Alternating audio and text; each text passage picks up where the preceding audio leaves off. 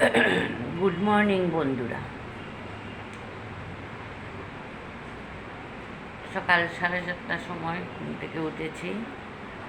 এখন বাজে 9টা, তো বলতে পারেন চা এখন খাচ্ছেন। ওই একটু ঘুম থেকে উঠে করতে করতে একটু লেটই হয়ে যায়।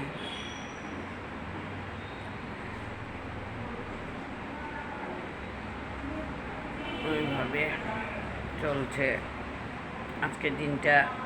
এখান থেকে শুরু করলাম, দেখা যাক পরবর্তী কীভাবে। সকালের টিফিনটা আমি রেডি করে নিচ্ছি। এই রুটি আর বেগুন ভাজা। তা আমি তো বেগুন ভাজা খাবো না, কারণ তেল দিয়ে ভাজা, তাই আমি কলা দিয়ে খেয়ে নিব। আর উনার জন্য বেগুন ভাজা। দুজন মানুষের তো এই টিফিনটা খাবো, তো উনার জন্য এটা বেগুন ভাজা করে নেব। উনি আবার কলা খাবেন না। যাই হোক, এই রুটিটা আমি অবশ্য না করলেই পারতাম, রুমি করলে হতো, কিন্তু উনি তো যে সবে রাতে মাখা জিনিস খান না, তাই আমাকে শত কষ্ট হলেও আমাকে করতে হবে। আচ্ছা, এটা তো আমাদের ওরার কথাই, কিছু তো করতে হয়, সংসারের কিছু কাজকর্ম না করলে হয় নাকি না। তারপরেও আমার তো আসলে কাজকর্ম করতে খুবই ভালো লাগে, কারণ আমি সবার হাতের জিনিস আমারও পছন্দ হয় না, সবার রান্নাও আমার পছন্দ হয় না। আমি নিজেই করার চেষ্টা বেশিরভাগ করি, কিন্তু এখন যেহেতু আমি অসুস্থ, তাই একটু কম করার চিন্তাই করি। আমি নিজেই কম করার চিন্তা করি, কারণ আমার শরীরে অনেক অত্যাচার আমি করেছি। এখন আর আমি এগুলা করতে চাই না। অনেক স্ট্রেস নিয়েছি জীবনে, কিন্তু এই যে স্ট্রেসগুলো নেওয়ার ধরুন আমার যে কী ক্ষতি হয়েছে, সেইগুলোই আমি এখন বুঝতে পারছি। আচ্ছা, যাই হোক, এটা রুটিটা আমি সেঁকে নিয়ে যাচ্ছি। সেঁকে নিয়ে টেবিলে রেখে দিয়ে তারপর আমি স্নান করতে যাব, কারণ এখন তো আমিও ঠাকুর ঠিক দেইও না, কারণ আমি তো নিচুতে বসে দিতে পারি না, তাই আমার মেয়ে বসে দেয়, ও দেয়।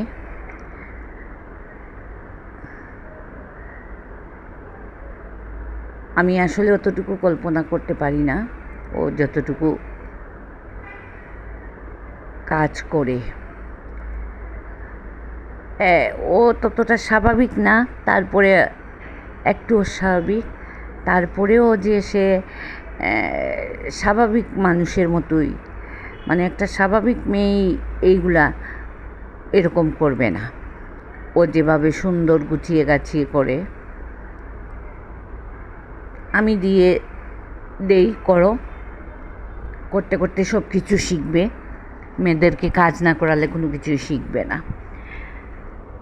তারপরে আমি তো ঠাকুর ঘরে গিয়ে বসে সন্ধ্যা করতে পারি না, আমি সোফাতে বসেই সন্ধ্যা করি। স্নান করে এসে গঙ্গা জল দিয়ে ছিটিয়ে নেই সোফা, তারপরে ওখানে বসেই ঠাকুরের নামটা নিয়ে নেই, কারণ ঠাকুর ছাড়া তো আমার কোনো গতি নেই। সেটা তো আমি আগেই আপনাদেরকে অনেকবার বলেছি যে আমি ঠাকুর ঘর ছাড়া আমি আপনাদেরকে কিছু করতে পারি না। আমার ঠাকুর আপনাদেরকে দেখাতেই হয়। আমি যেভাবে চেষ্টা করি ওনাকে এখন ওইভাবে করার, কারণ উনিই তো আমাকে দিল্লি এয়ারপোর্ট থেকে ফিরে এনেছেন। নতুবা সেদিন হয়তো আমার জীবনের সব কিছু শেষ হয়ে যেত। যাই হোক, সব কিছুর তো একটা ভালো মন্দের দিক আছে। ভগবান মুখ ফিরে তাকিয়েছেন, তাই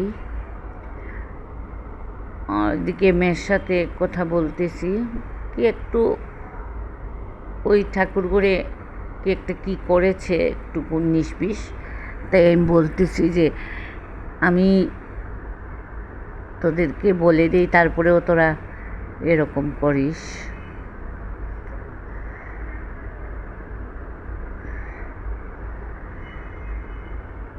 আসলে না বললে তো শুধরানো যাবে না, কিন্তু ও ঠিকই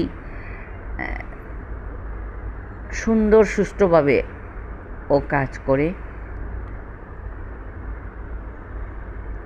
আমি এতটুকু ওর কাছে আশাও করিনি ও যেভাবে করে আর কি। ভগবান ওর ভিতরে বুঝশক্তি প্রচুর দিয়েছেন, বোঝা যাচ্ছে এখন। আমার তো মনে হতো ও কোনো কিছুই বুঝবে না, কিন্তু আসলে এবার আমি বুঝতেছি ও সব কিছুই বুঝতে পারে।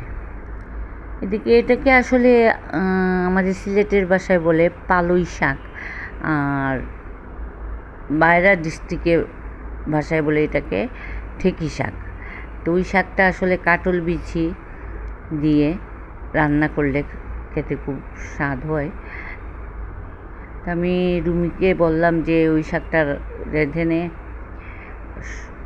শস্যের মধ্যে কিন্তু শস্য বাটা একটু দিতে হয়। ও বলে আমি তো এটা পারি না। আচ্ছা যাই হোক, আমি রান্না করলাম। এখন আমি রুগীর পথ্য দেখেন, সব সবজি দিয়ে এটা একটা সালাদের মতো। তো গাজরটা একটু সিদ্ধ না করলে আমি খেতে পারি না, তাই গাজর সিদ্ধ করে নিয়েছি। আর সবজি খেতে সবুজ সবজি, ভেন্ডি আর ডিম আর ভাত। আর এই খাদ্যটা দেখতেছেন আমি 4টার সময় ঘুম থেকে উঠে এই ফল আর তার মধ্যে আমি একটু দই মিশিয়ে ধনিয়া পাতা, পুদিনা পাতার গন্ধ আমার ভালো লাগে না, বিলেতি ধনিয়া পাতা যেটা, ওইটা দিয়ে একটু মেখে রেখে যাব। এই 4টার সময় একটু ঘুম থেকে উঠে এসে এই ফলটা আমি একটু খাবো। এইগুলো সব ডাক্তারের চার্ট অনুযায়ী চলতেছে আর কি। আমাকে যেভাবে হসপিটাল দিয়েছিল ওরা, আমিও সেভাবে খাচ্ছি। স্যুপটা খাওয়াবে বাদ দিয়ে দিয়েছি, যেহেতু স্যুপ খেয়ে মাঝখানে আমার খুব অসুস্থ হয়ে গিয়েছিলাম, তাই এখন আর স্যুপটা খাই না। ভাত খেয়ে আমি আসলে চলে আসছি ঘরে। এখন চিন্তা করলাম, আমি তো বিকেলের ভিডিও আপনাদেরকে দিই না, কারণ বললাম না অতিরিক্ত চাপ হয়ে যায়, শরীরের জন্য অতটা ভালো না, তাই আমি অতটুকু ভিডিও আমি দেওয়ার চেষ্টা করি। যদি আপনাদের ভালো লাগে তাহলে একটা লাইক, কমেন্ট, সাবস্ক্রাইব করে দেবেন। আর আপনাদেরকে আমি কী বলবো, কিছু বলার নেই। এখানেই আমি ভিডিওটা শেষ করলাম আজকের মতো।